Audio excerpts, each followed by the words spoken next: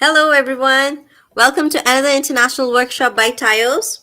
Today we have with us Mr. Michael Wang, all the way from New York. Hello, Michael. How are you?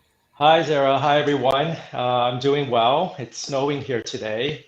Wow. So it's a typical winter day here in New York City. Oh, great.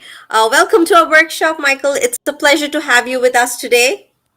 Thank you. Thanks for inviting me. I'm looking forward to talking to you about my plants. Yeah. So, as we all know, when we are living in big cities and in an apartment, we have very little space for gardening or, even keeping indoor plants. And it's surely a challenge to have some plants at home. But Michael, being a very, plant lover, he has overcome all the odds and he has brought some plants home. And now he has a large collection of plants in his apartment, and today he will be sharing with us how these beautiful plants bring joy into our lives and some tips on keeping them in a small space and caring for them in an apartment where, light and humidity and other factors, air is a big, challenge. So, yeah, we'd like to know more about you and how you have taken care of your plants and how you maintain all these beautiful plants in your uh, apartment. And any of you who would like to connect with Michael, you can find him on Instagram. His Instagram handle is Plant Groovy, and you can connect with him there. And yeah, you can find out more about his plant secrets. So, over to you, Michael. Thank We you. would Thank like you, to Zara. hear from you. Okay, here I go. All right, so obviously I'm a plant lover, and my journey with plant keeping started. Well, actually, I've always had plants in my life. We've had plants growing up in my parents' house, and I've always kept a handful of plants, two or three plants in my home. But it wasn't until the pandemic started where we were all in lockdown, and it was just a horrible time for everyone. Personally, I had a couple of losses in my family, and people who passed away, and it just was a kind of a dark time politically. The climate was very challenging, and also just people were dying all around us, and it was such a dark time that I felt like I needed a distraction and an outlet to sort of take me away from all of that. And there was not much you could do, but the one thing I could do was I could order plants online, and so I would get one, and then I would get another, and then I'd get a third and a fourth, and before I knew it, I had at least like 50 plants in my tiny New York City apartment. Wow. Yeah, yeah. I immersed myself, and I was on YouTube, and I immersed myself on care, and I learned about the different genuses and species, and I did a lot of experimentation, and it was a really good therapeutic way to sort of balance the negativity around me. And so that's really where my plant journey began. And a year later, I decided to start chronicling the progress of my plants. Because as you all know who keep plants out there, sometimes your plants can look beautiful one day. A few days later, they may not look so great. So I just thought it would be a great way to chronicle them on Instagram. And so I started Plant Groovy, and um, just it was a place really for me to kind of remember how my plants looked at their best. And then through there, it was a great way to sort of meet other plant keepers and communicate with them and share tips and information on different uh, experiences that I have had with these plants. Yes, yes, amazing. The plant community, the plant lovers community is such a healthy community. All the people are so full of, positive vibes, and Absolutely. it's a very lovely way to, get away from the negativity around us, Yeah. and it's really I have, therapeutic. Yeah, I have to say the plant community, especially on Instagram, they're the nicest people, and you can always reach out. We reach out to each other to talk about, to nerd out, geek out on plants, and to share tips and offer support. So it's been great. Yes, yes. So, tell us, Michael, like, which was the first plant that you bought, and what was the reason of selecting that plant? Right. Well, I think one of the first plant that I got, and this is pre-pandemic, was probably a monstera. Uh huh. And this was maybe, I don't know, 4 or 5 years ago. And at that time, um, the monstera was like the it plant. It's still a classic plant, with the fenestrations and the just such a classic tropical look. And the large plants were quite expensive at the time. So and I didn't have the confidence to buy one of those big plants and spend all this money. So Mm-hmm. I was in the plant shop, and at the corner of my eye I saw this little tiny monstera with like a dead leaf, another broken leaf. It was a little bit of a runt, and the shopkeeper saw me eyeing it and offered it to me for you know like $10. And so Uh I huh. bought it, I nursed it, and I grew it from there, and now it's quite large. So that was my Wow. first plant. Yeah, yeah, Yeah, it's and like yeah, bringing it was. home, you know, a sick pet and Yes, treating it. yes. It's similarly. Yes, yeah. Yeah. So it's since flourished. It's had some pest issues here and there, but it's now, like, I would say maybe, maybe, I don't know, 5 to 7 times the size of what it was. Wow, wonderful. Yeah, And that was a very bold step, Michael, bringing in your first plant that is not very healthy. right, Because um, first time, the plant usually doesn't survive. right, right, right, right. First time as for beginner, the first plant is the one that we kill the soonest. Yeah, it So, you didn't look sick. So I would recommend, like, if you see a plant that's sick, do not buy it. But it didn't look sick. I could tell that it just needed a little care. It just looked like it had been roughed up, like maybe it had fallen off the truck or something. okay, okay. But yeah, but it didn't have any, like, you know, it wasn't a sickly plant. It just looked a little like rough around the edges. Yeah. Okay, amazing. So, like, how do you manage to give the plant the things that they need, like air, water, sunlight, Right, right. humidity, Yeah, the basic requirements? right, right. So, I just from my experience, when it comes to general care, there's so much information out there, especially on the internet. Like anything you want to know about, it's immediately at your hands. And there's so much information about general plant care and specific plant care on the internet that's at your fingertips. But what I found that is it's not it's not a one size fits all kind of a situation. I think you can't take the information as is or literally. I think you still really need to understand your environment. So, meaning if there's a light issue, if a plant needs a lot of light, well, are you on the first floor of an apartment building or are you on the 20th floor? Because, that makes a difference in your light even if both those apartments are facing south, you know what I mean?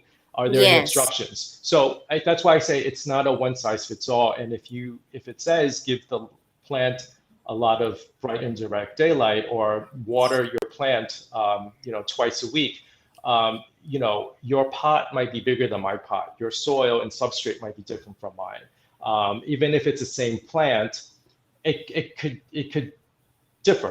It could be a much larger plant versus a much smaller plant. So I think you do have to go through. So my advice is you do have to, read as much information as you can, but also experiment, and you have to tailor it to your own environment. So um, I think my advice here, without telling you how you should care for your plants, is to really um, understand your environment, know where is your light coming from, what Mm-hmm. direction. Do you have any obstructions? What's the humidity in your apartment? How dry does it get? How wet does it get? That kind of affects your choices of plants. And also, an important thing is I think people don't think about is what about your lifestyle? How busy are you? How willing are you and able to take care of some of these plants? You might be a really busy person that travels a lot, and maybe you need to pick plants that are a little drought hardy and that don't require a lot of care and kind of thrive on neglect. And I'll mention one of those plants later when I give you some suggestions. So I would really say one size does not fit all, and really understand your environment.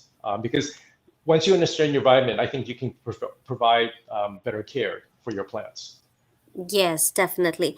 We have a question coming in from Sure. Arundhati. She's asking any suggestions on how to keep orchid plant alive in an apartment, especially in the cold weather of Minnesota. Mm. I hope I'm pronouncing the Minnesota name. is Yeah. cold, gets really cold. That's a very Okay. good question. I'm a little intimidated by orchids. I don't have many, but I do think uh, you might help to get maybe to contain them somewhere.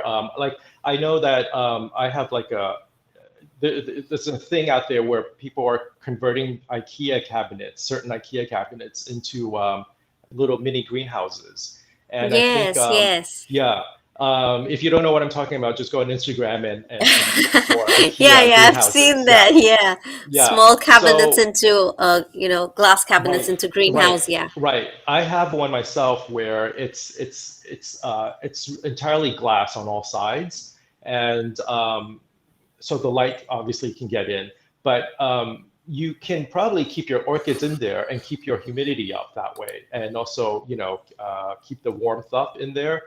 People can put trays of water in there so that it's consistently humid, or some people buy mini humidifiers to keep it in there. So I think that would be a way to create a good environment for your orchids. Thank you for answering that. I hope she's got her answer. So tell us more about your plans, Michael. What kind of plans did you select for your home? And Yeah. was there any specific reason why you selected those plants? Sure. I'm a lover of all plants. I say I'm a equal opportunity plant flipper. Okay. So, but some are definitely hardier, and some are definitely a little more challenging. I think right now the trend is the tropical plants are quite popular. The aroids, the monsteras, the anthuriums, the philodendrons. I love those plants myself, but I feel like a lot of them need, especially anthuriums, need really high humidity, and some of them can be a little fussy. So so I would like to recommend two geniuses of plants that I think are hardier and a little stress-free. It's nice to have the plants that you want to like helicopter parent over and fuss over, but it's really nice to have some plants that just look good no matter what you do. I think for me, one of those types of plants is the Hoya plant, Hoyas.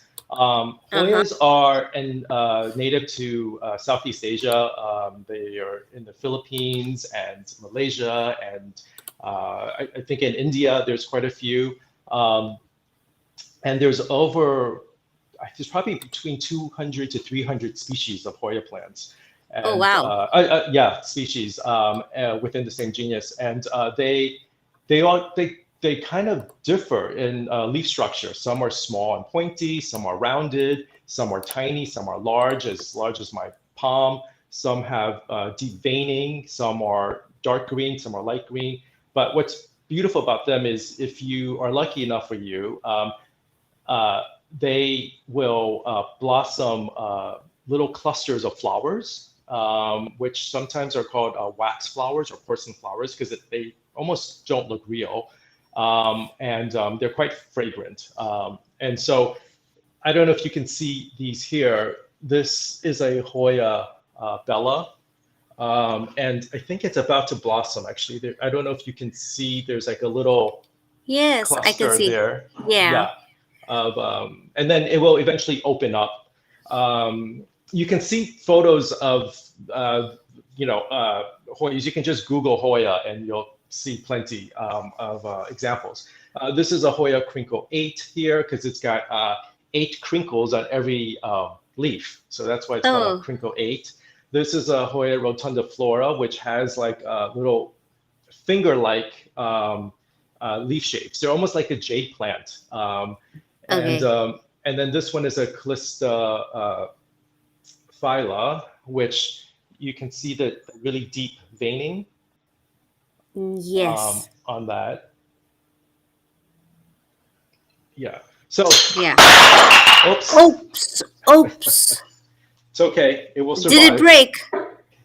It did. It didn't break. It just I need to be repotted. So, Oh, oh. but it's So okay. sorry. No, no, no. It's okay. It's okay. It's still good. See? Oh, thank God. Thank Okay. goodness. Yeah, yeah. Yeah. So these plants, yeah, they're really pretty hardy, I find. You can miss a watering, and they kind of always look good. I think it's because the leaf structures on these plants are tend to be a little thick, so they're almost succulent-like. They retain their Okay. water, so and they really thrive on bright indirect sun, and you know, and what's great is you can have several of them, but they kind of all look different from one another. So that's like one plant that I kind of highly recommend. If you don't have them already, that's a good one to have. Another one is the Sansevieria, which is the snake plant. And I think I was one of those people who, when I first started, I was like, oh, I don't want, I'm not into snake plants. I'll never get a snake plant because I feel like I see them a lot in like office buildings. Uh-huh. But what I didn't realize is that there's 70 different types of 70 different species of snake plants, and so they also can look quite different from something like that, which is called, this is the Sansevieria samurai. It's Um, pretty. yeah, to something. I'm going to be careful so I don't drop them. Yeah. To something like this, which is a Sansevieria hanii. It's nicknamed the baseball bat because it's, It as you can looks see like a why. baseball. Yeah. Yeah, it looks like a baseball bat. And I've seen this you, plant on a lot of people's pages, Michael. I wanted to ask, like, how does it come when it's in the nursery? Does it come with one leaf and it's a small leaf? What does it right, look right. like? I think you can buy them. They're sold different ways. I mean, some come in multiple leaves, and others you can buy just one or two leaves. Um, like this one back here Uh-huh. is quite big, but it's a little far back, so you can't tell how big it is. But it's quite big, and that's called a whale fin Sansevieria. So, and it because it's got the shape of a whale's fin, and Mm-hmm. it's came as one leaf, but it eventually sprouted out a second leaf. So even if you buy Okay. it as one leaf, they'll grow babies. They'll grow offshoots. So Uh, yeah.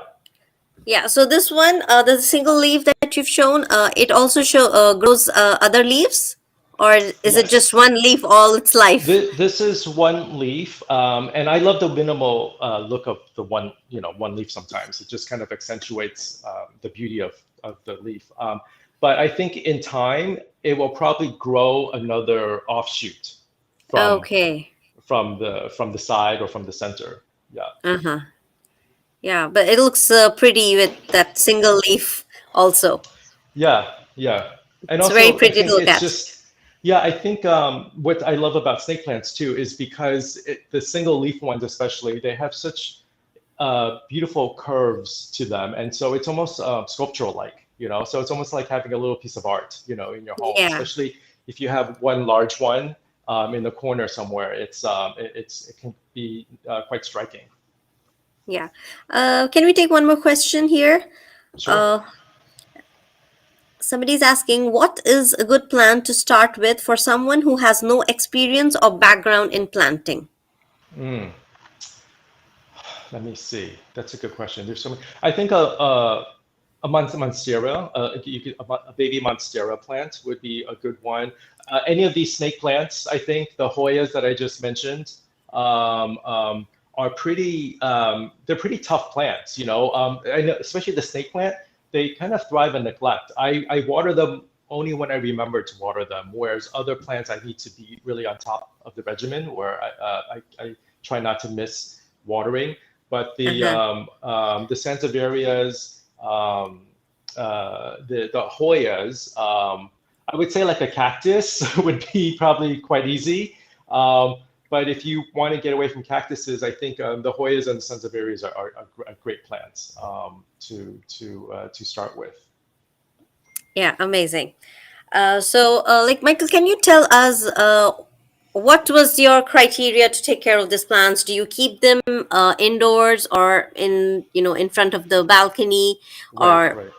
Right. window? I, yeah, I keep most of my plants close to my windows. I have a south-facing windows. I get bright light, but in the daytime, I do get some direct light, which you have to be careful too, is that sometimes the direct light can burn the leaves. So I try to have them, I try to position the plants in a way where the ones who need indirect light are probably getting it, but a little off to the side, so they're not getting the direct sun during the midday. And some of the plants that can withstand those, obviously, I put them where they can get that. So you know you kind of have to position your plants by the needs. But I do have a lot of them close, within close to the window or pulled back, depending on the plants. Okay. So, and now, as you said, it's really cold. So, Yeah. what do you do with your plants now? I How do you close the take care of windows. them? I shut the windows.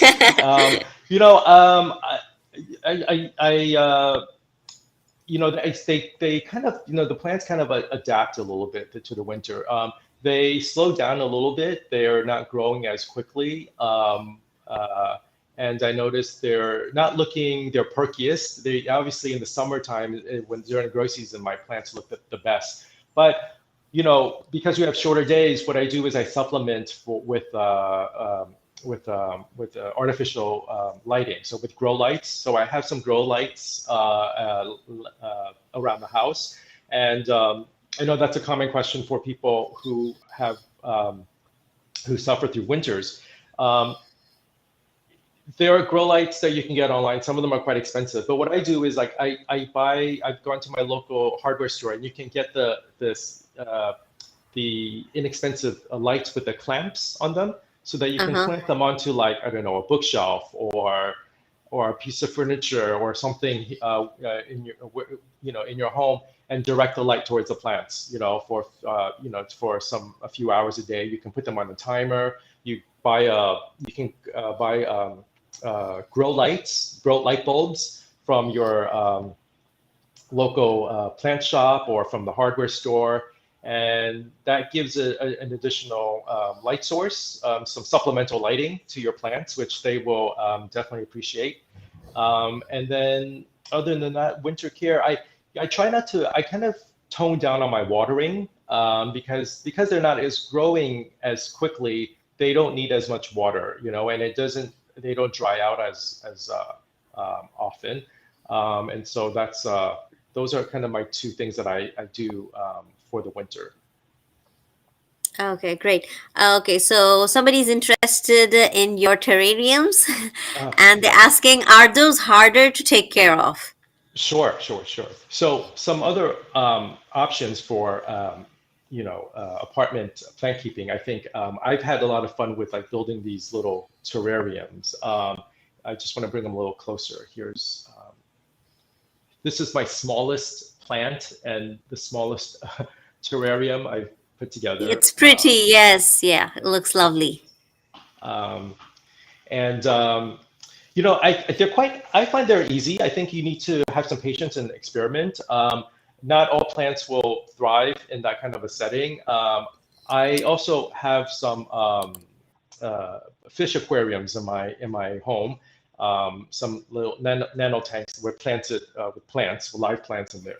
And so what I did was I bought this little glass terrarium, and I just filled it with some soil, Uh-huh. some charcoal bits, activated charcoal bits. I think it's a good way to it's just good for the soil. It kind of uh, deodorizes and also uh, just helps clean it out a little bit. And Okay. I experimented with some of my own aquarium plants by putting them in here and just Uh-huh. closing the top. And because I know the aquarium plants would need a very high humidity, and when you're closing the top, you're trapping in all of the moisture, right?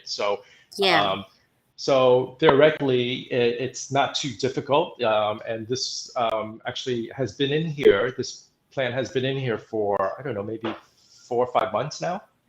Oh, wow. And it's growing. It's green and it's alive and it's growing. And this is a it's next to this one. I'm going to try to pick it up and not drop it. I'm going to lift the Wonderful. glass. Lovely. Yeah. So this is a cloche, a glass cloche, and Uh-huh. it is a glass vessel, and I filled with water at the bottom. Again, this was another aquarium plant. It's called Anubias, which is a very common aquarium plant in the fish keeping trade. It thrives on low light. It's pretty hardy. You could find it in your local pet store, I would think, or online suppliers. And that was it's attached itself to a piece of lava rock, which is quite Okay. porous. So the water wicks up the rock and gets into the roots, and so that's how it Oh, okay. yeah, how it thrives in this glass cloche. And the humidity from keeping it enclosed helps it as well. So these plants require light as well? They do require light. Yeah, I mean, all plants require light. Even plants that they say, are low light plants do need a little bit of light, It's just, they probably would do better in highlight. They probably would Uh-huh. do well in highlight as well, but they can do well in low light. So these I don't keep them by the window. I keep them like on my coffee table. So it does get a bit of light. Yeah, What so we can call as indirect sunlight. indirect sunlight. Yeah, Yeah. yeah, yeah. Or anywhere, like I could even put it on my bookshelf, which is probably like, I don't know, 10 feet away from my window, and it will do fine. Yeah, okay. Can you tell us a little about this plant behind you? The other Uh, side. This one. uh, I think it's this one, your right. this No, one no. here, On your right, maybe. this I one. don't know if it's your right or left. No, no, behind you now, behind your back now. Oh, behind me, this big one. This one here, No, no, no. this one. Over here. Oh, I, Can uh, you turn here. around? Turn totally. Yes, Yes. this Uh, plant here now. this one Yes, here. this one. Oh, Yeah, this one. this Sorry about that. Yeah. velvety Okay. plant. Okay. The one beside it, Michael. Oh, the one beside it. Okay. I'm sorry. Yes, this one. This one. Okay. I love these leaves. They're dark in color. They look Yeah. velvety. They're Yeah. so beautiful. Yeah. So this is a anthurium for Uh huh. Genyi. This is one of the sort of like popular trending plants right now. It is definitely velvety. If you touch Uh it, huh. it feels like velvet. It's got these like deep veining in it, and they do require a higher humidity, but you know, they might adapt. So I think it helps to have a hygrometer in your house, which is a little looks like a little clock, but it measures the humidity. It tells you what the humidity is. So my average humidity is about in my home typically is between 45 and 55%, which is okay. But some of these anthuriums require, well, will prefer Hmm. something in the 70s or 80s, right? Unfortunately, I don't live in a tropical country, so so I do keep this usually in my IKEA greenhouse, and once in a while I'll take it out. But yeah, so that's Anthurium forgetii. Beautiful. Yeah. What do you do? What do you like? What does your soil consist of? Do you use? Right. I think it depends. I am one of those crazy people. I kind of make my own soil. So Okay. I have potting soil, but then I have pumice, and I have charcoal bits, and I have sand, so it kind of depends. For my cactuses and succulents, actually, I'll sort of amend this cactus soil to be a little faster draining. For my aroids, I think you also need to add like I add cocoa husk and bark to it, and pumice. I kind of mix it up. So it kind of depends on the type of plant. Uh Um, huh. but so that's another thing when you're buying plants is sort of understand, try do a little research and understand what the soil requirements for your plants are. And if you need to add a little bit something to it, it's important for them to thrive that way. Because oftentimes when you buy plants and bring it home, um, you'll have to just you might have to repot it at some point, and so it's good to Yeah. know the soil requirements. Yeah. Um, One thing I did want to point out too is let me put this back, is here, this section here of plants Uh huh. that I thought you were pointing to before. Sorry.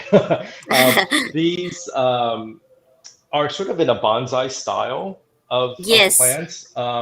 And I just wanted to say that when I started out my plant journey, one of the things I was fascinated by and loved was bonsai plants, because being in a small home, a small apartment, they were just they almost like they were made for small for apartment plant keeping, because they were so the beautiful looking trees in miniature. But unfortunately, what I've learned the hard way is a lot of bonsai um, really thrive outdoors. They don't do so well indoors, and so I unfortunately have lost a lot of them.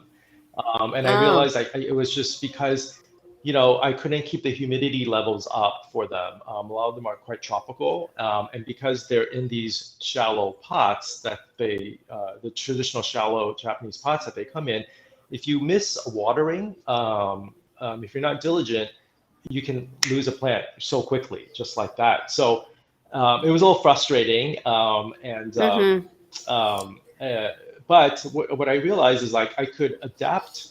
I could do a little research and find plants that perhaps are a little more succulent, a little more drought hardy, and maybe adapt that to the bonsai style. And instead of, you know, sticking to these shallow pots that dry out quickly, maybe get a slightly deeper pot or a slightly larger pot that can hold a little more water, so that if you're forgetful and you forget to water it, for a couple of days, it's not going to just die on you. And so these are some examples of uh, bonsai type plants that, like this one. Beautiful. Yeah. Let me see if I can get up close so you can see the leaves on that. Yes. Yeah. Yeah. Yes. Lovely. Yeah. Yeah. So this is called a elephant tree plant. They're native to really Madagascar, and in the Mm-hmm. wild they can get quite big, like I don't know, 30 feet tall or something like that. Oh Um, wow. yeah. So and this is obviously a very young plant. It's bonsai, and because it's from Madagascar, it's a very drought tolerant plant. Actually, I don't water this. Maybe I water this like once every 2 weeks, and I put it in this, pot, this deeper pot, so that it can so that if I do forget to water it, that it won't go on me. So I think it's about also improving the chances of survival by maybe adapting plants, helping them adapt to a better, creating a better home for them, so that so they can, there's a better chance for them to thrive, especially like with bonsai plants. Like here's another, I don't know if you can see the little leaves on that. Yeah, they're very Yeah, tiny. they're Yeah. very tiny. They almost look like exclamation marks without the dots at the Yes. bottom. Yeah, Yeah, yeah. yeah. This is a euphorbia, heditoides. Euphorbias are also very kind of succulent-like plants. Um, so I think there are ways to achieve the look that you're going for, Mm-hmm. by just kind of understanding um, the plant itself, and kind of um, adapting the vessel that you put it in. Yeah, so like normally bonsais are grown in shallow pots, but you have chosen a deeper pots, as you said. So they maintain their shape. They remain as bonsais. You have to do something about it. Yeah, they you could put them in a slightly larger pot. I mean, not too much, slightly. And the thing with the bonsais is you do need to you do need to give them a little trim, a little snip here and there. So especially in this Hmm. spring and summer when they're actively growing, if you want to keep it small, as it's growing out, you need to snip it back. You need to cut it back. Yeah. Yeah. Okay. So we have another question from Opal. She says, speaking of soil, what is your opinion on coffee grounds being added to your soil? Does it Uh, help? that's a good question. I think it does help. I actually do that. I think a easy and quick, affordable fertilizer that you can make from home is save your coffee grounds, Uh huh. save your eggshells, and save your banana peels. So what I do Okay. with that is you could throw them into a blender, Okay. and pulverize it, and then just sprinkle it on top of your soil. That's a little trick that I have done, and I would like to think it works. And it's definitely, organic, it's natural, and it doesn't cost you any money. So if you're a coffee drinker and you have coffee grounds, why not try it, and throw in a couple of eggshells, because the eggs have calcium, and Yeah. plants like the calcium. The coffee grounds provide, I believe, the nitrogen, Mm-hmm. and the banana peels is the potassium. Potassium. Yeah. So There is. yeah, so those are all like nutrients that are good for plants and beneficial for them.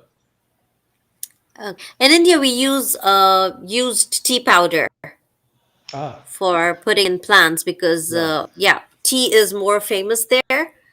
We right, are right. tea drinkers, so we Yeah, use tea that makes powder. sense. Yeah, I love hearing about how people make their own, fertilizers, and Yeah, that, we do through, a lot through of through things they have composting. in the home. Yeah, Yeah, yeah. Do you do you and do you use the tea leaves themselves, or do you use the tea water? no, the ground tea powder that is Oh, ground tea used powder. for making the tea. So obviously we strain it. Yeah. So the remaining goes to waste. So we put it in plants. Oh, great, great. I'm gonna have Yeah, to just try like you. that.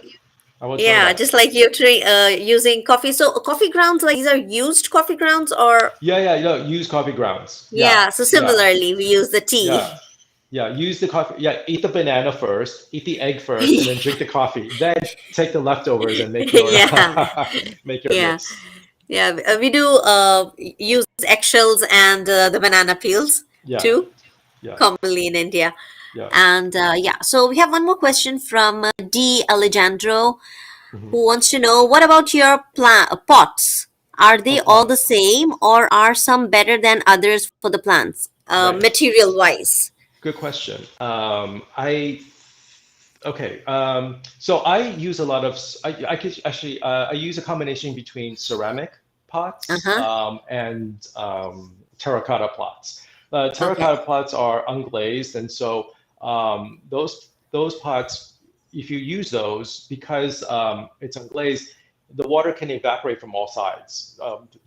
Air permeates on all sides. So if you Yes. have a plant that doesn't like to sit in a lot of water, the terracotta pots are great pots to use. You just have to remember that they do dry out quicker, so you do have to plunge the water a Mm-hmm. little more often. Ceramic pots, I just love the beauty of ceramics and ceramic pots, and so I keep uh, quite a few plants in ceramic pots. So I think it also comes down to aesthetics, what you prefer visually. I think I don't know if one pot is better than another pot because people have different pots in their homes and they have beautiful plants. But I just think you have to know the difference between terracotta and ceramic. Those are primarily the two types of pots that you find out there, right? Decoratively, aside from the plastic pots that the plants come in. So I think just terracotta just dries out a little more because air permeates. Mm-hmm.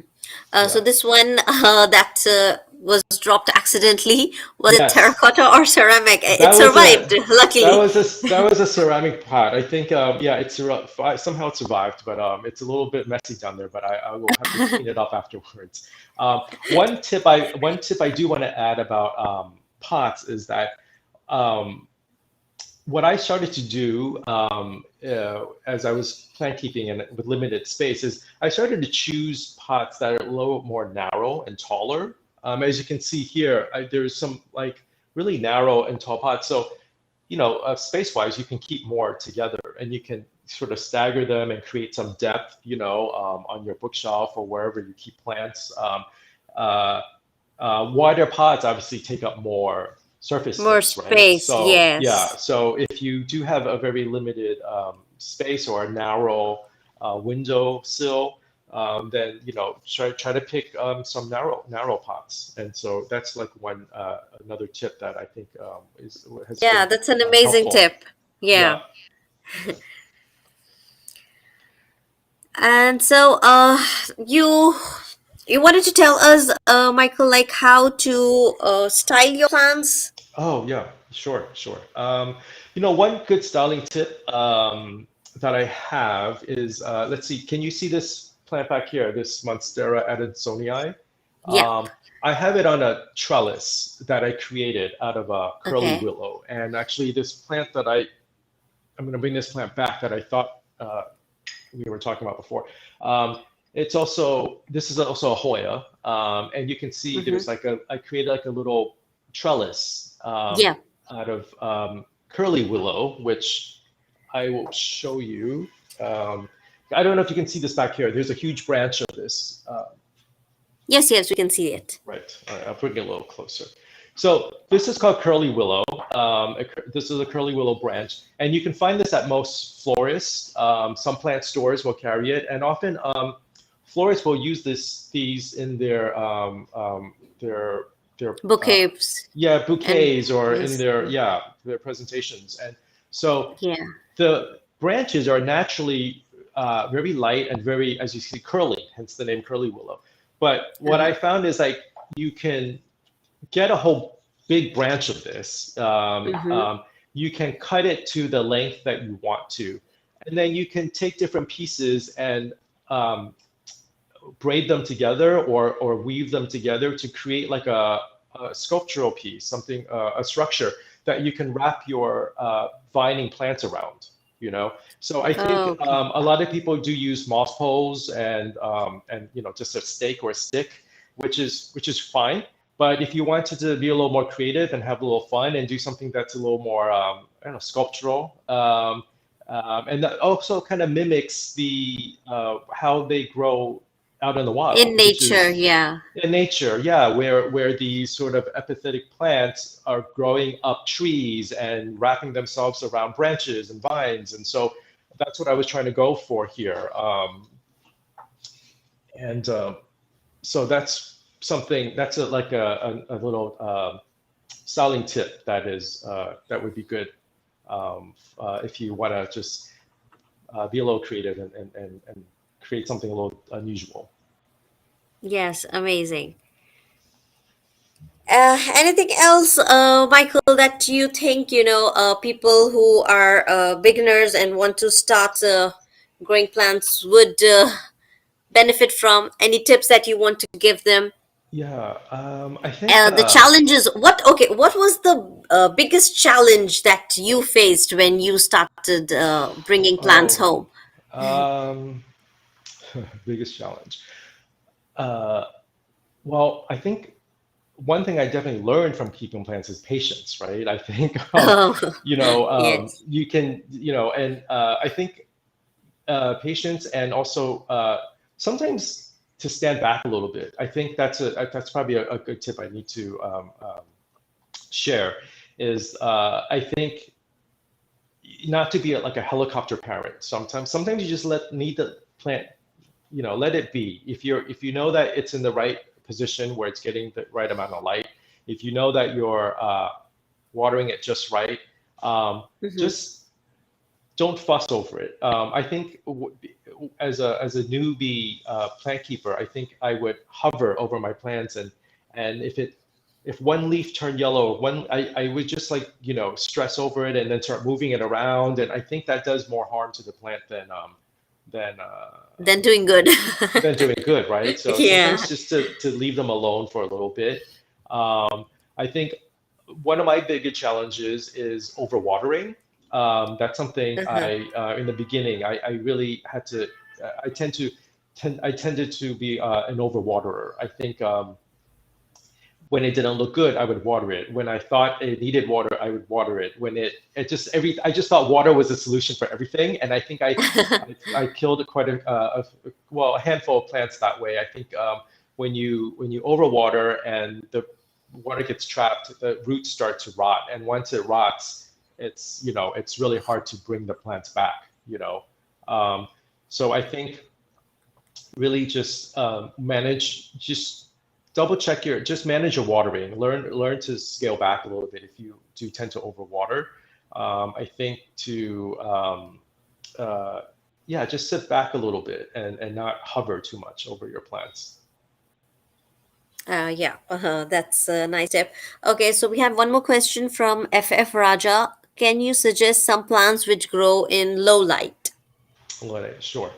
The snake plants for sure, the Sansevieриas, those thrive on neglect, as they say, and can do well in low light. I know another common plant is a ZZ plant, and those have really beautiful waxy leaves, and those I think people keep them in their bathrooms and corners. Those often do really well in low light as well. Um, I think yeah, I think those two I would say for sure are good low light plants. Okay, great. Yeah, do you talk to your plants? Curious since I do. There's a question coming in from Jaco. I think we're having a little technical difficulties there. I think I'm having trouble hearing you. Just give me a second. Can you hear me now?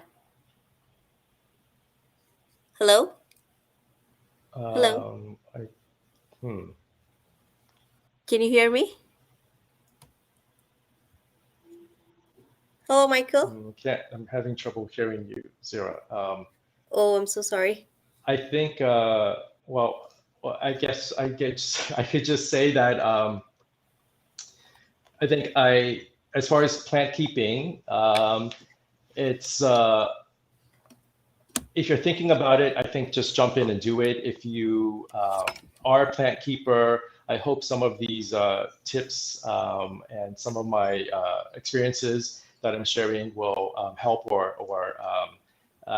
maybe inspire at the very least, so that you can maybe try some different things and maybe look at some of the plants from a different perspective, and maybe try something that you haven't tried before, like working with the curly willow to create trellises, or maybe trying a terrarium.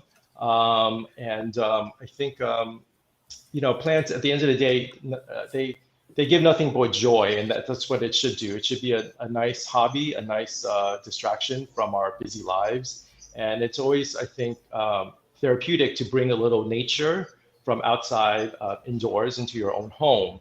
Um, Especially in the big cities where I live, where we're surrounded by noise and concrete and glass and traffic.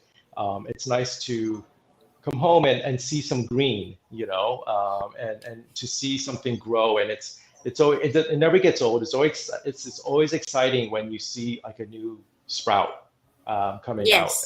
when you see a new leaf emerging. And that's always like such a joy because it somehow you feel like you've done something right.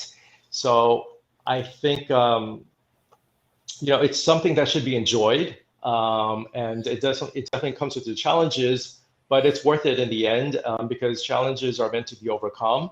And I know that with anything, the more you stick at it, the more you stick to it, you'll get better at it. I think yeah, I think we'll never. I feel like we can never be an expert or a pro because when you're dealing with nature, you just never know. But I think with experience comes, a little bit of know-how, and I think that will, be enough to keep your plants happy, especially indoors in an apartment in New York City with 4 seasons that you have to get through. But it can be done, and yeah, and that's what I have to say. And I think I don't know if Zara, I don't know if I can, if you're still Can there. you? Yeah, yes, I'm here with you. Can you hear me now Yeah, you properly? are there, but I can't. You're not making out the sounds. So I Uh, don't know if maybe do we wrap it up now? yes, yes, sure. I wanted to ask you a few questions, and there were a few questions coming in too, but I think there's some technical problem. So I think we'll wrap it up. Can you hear Well, me? Can you? Are you following me, Michael? I think I think I lost Zara because I cannot hear her, but I'm going to wrap it Oh, up here now. I think okay. thank you for having me, Zara, on this workshop. I want to just thank everyone who's watching and who's asked questions, and I hope you guys, all the best, and wish you some happy growing ahead. Yes, we loved and we enjoyed your workshop a lot, Michael. Are you there? Can you hear me? And Bye yeah, bye.